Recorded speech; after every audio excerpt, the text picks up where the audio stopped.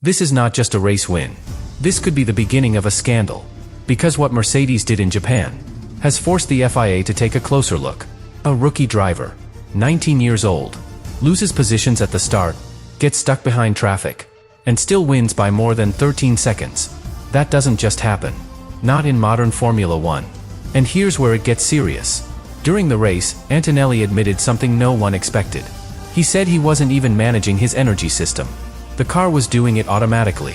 Think about that. While every other driver is balancing battery, deployment, and performance, Mercedes removed that entire problem. No mistakes, no compromise, no drop in performance, just perfect execution. Every single lap. 3 races, 3 wins, total dominance. But that's not the real reason teams are worried. Because when engineers analyzed the data from Suzuka, they found something even more unsettling. The performance wasn't just fast. It was too perfect, too consistent, too controlled. And in a sport built on limits, that kind of perfection raises one dangerous question. Is this the smartest innovation we've ever seen? Or something that should not be allowed? Subscribe now, because what the FIA might uncover next could change the entire championship. At first, it looked like a normal race. A strong car, a talented driver, a predictable result. But that version of the story falls apart the moment you look deeper. Because Antonelli didn't dominate from the start. He actually lost positions immediately, dropped down the order, fell into traffic, and for a few laps, Mercedes looked vulnerable. That's the detail most people ignore, because it creates a false sense of normality. But behind that moment, something else was already happening. Even while stuck behind other cars, Antonelli was faster. Not slightly faster. Consistently faster by a margin that should have allowed overtakes. And yet, he didn't force anything. No risky moves. No desperation. Just patience. And that kind of patience in Formula One is not random. It means one thing. Confidence. Not just in the driver. In the system behind him. Because drivers only wait when they know the race will come back to them. And that's exactly what happened. Right when the race reached its most critical point, everything flipped. The safety car. Now this is where races usually become unpredictable. Teams hesitate. Strategies split. Mistakes happen. But Mercedes didn't hesitate for a second. They made the call instantly. Box. Perfect timing. Perfect execution. And suddenly, the driver who couldn't overtake anyone just minutes before was leading the race. Clean air. Fresh tires. Total control. But here's the detail that changes everything. This wasn't just a smart decision. It was too precise. Because under safety car conditions, timing is chaotic.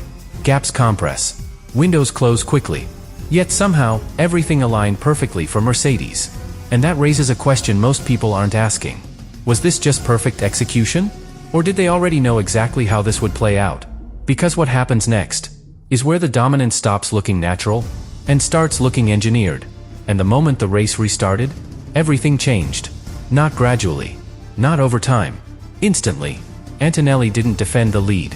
He pulled away. Within just a few laps, the gap started growing. 1 second. Then 2. Then more. And here's the part that made engineers uncomfortable. There was no fight. No signs of tire struggle. No drop in pace.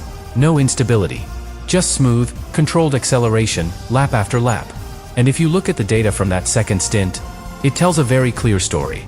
His lap times weren't just fast. They were almost identical. Each lap building the gap with surgical precision. That doesn't usually happen in Suzuka.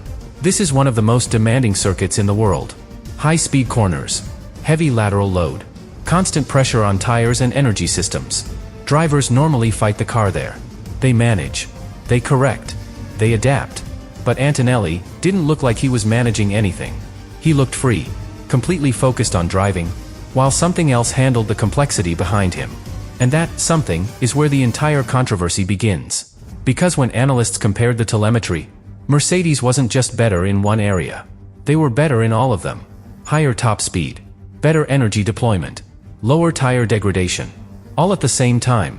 That combination is extremely rare, almost impossible without trade-offs. But Mercedes showed none. No weakness. No compromise. And that's exactly why the conversation in the paddock changed after this race. It was no longer about who had the fastest car. It became about how that performance was even possible. Because when one team is faster everywhere, there are only 2 explanations. Either they've made a breakthrough no one else understands yet, Or they found something hidden within the rules. Something subtle. Something difficult to detect. And this is where the focus shifts directly to the engine system. Not just power. Control. Because if energy deployment is being optimized automatically, perfectly, every lap, then the driver is no longer managing one of the most critical elements of the car. The system is. And that changes everything. Because Formula One has always been about managing limits. But what happens when one car removes those limits completely? And this is where things stop being just technical and start becoming political. Because the moment one team gains an advantage like this, the rest of the grid reacts. Quietly at first. Engineers start asking questions. Teams begin comparing data. Patterns get shared behind closed doors. And suddenly, what looked like dominance starts to look like a potential problem. Not because it's illegal, but because it might be too close to the limit. And in Formula One, that's all it takes. Now here's what makes this situation even more intense. Mercedes is not just winning. They are maximizing everything. 3 races. 3 victories. Nearly perfect points haul. That kind of efficiency puts pressure on everyone. Ferrari, McLaren, Red Bull. Because they're not just losing, they're falling behind fast. And when that happens, teams don't wait. They push the FIA to look closer. Not publicly, but through technical questions, clarifications, requests for review. And most of those questions point to one area: energy systems. Because that's where the difference is the hardest to see, and the hardest to regulate.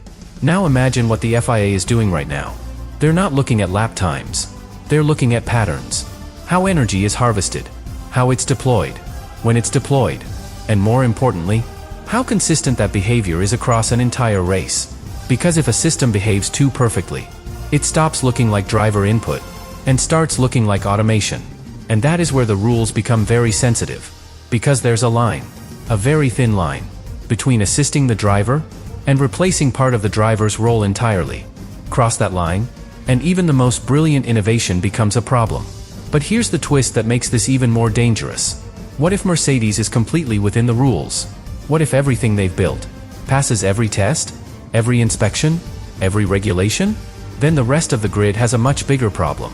Because that means this isn't a loophole. It's a new standard. A new way of extracting performance. One that others simply haven't figured out yet. And that would explain why the gap is so large. Why the performance looks so stable. Why the car feels almost predictable. But whether it's legal or not, the effect is the same right now. Mercedes has changed the balance of Formula One. And the FIA is watching closely. Because the next move doesn't just decide one race. It could decide the entire season. And this is where everything leads to one final, uncomfortable realization. Because up to this point, you could still believe this was just dominance. A great car.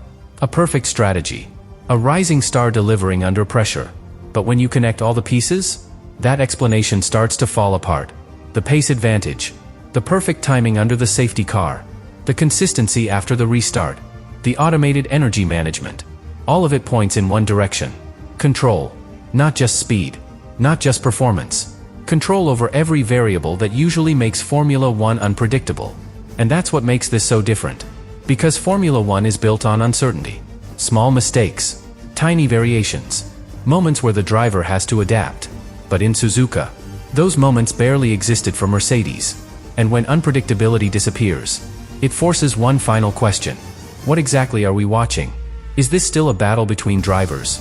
Or has it become something else entirely? Because Antonelli's performance, as impressive as it was, may not be the most important part of this story. The system behind him might be. The system that allowed him to recover without panic. The system that executed strategy with precision. The system that delivered perfect energy every single lap. And if that system is fully legal, then this is the beginning of a new era.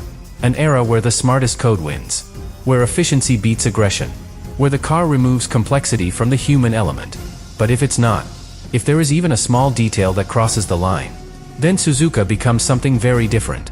Not a victory, a warning. The moment where dominance became suspicion. And here's the part no one can answer yet. What will the FIA do next? Because if they act, everything could change overnight. And if they don't, then the rest of the grid is already chasing something they might not be able to catch. And that leaves us with one final thought. Not about Mercedes, not about Antonelli, but about the sport itself. How much of Formula One is still decided by the driver? And how much of it is already being decided by the machine? And maybe, that's the part nobody wants to say out loud. Because if you strip everything back, this isn't just about Mercedes anymore. It's about where Formula One is heading. Think about what we've seen. A car that manages its own energy. A system that delivers perfect performance, lap after lap. A driver who no longer needs to balance one of the most complex elements of the sport. That's not evolution. That's transformation. And transformations in Formula One always come with consequences. Because the sport has always sold one idea above everything else. The human at the limit. The driver fighting the machine. The mistakes. The corrections. The pressure. But in Suzuka, that fight didn't exist. It looked solved. And when something in Formula One looks solved, people start to worry. Fans feel it. Teams question it. And the FIA investigates it. Because if one team has removed too much uncertainty, then the competition itself starts to fade. And that's the real danger here. Not just that Mercedes is faster, but that they might be operating on a different level entirely. A level where variability is gone. Where performance is predictable.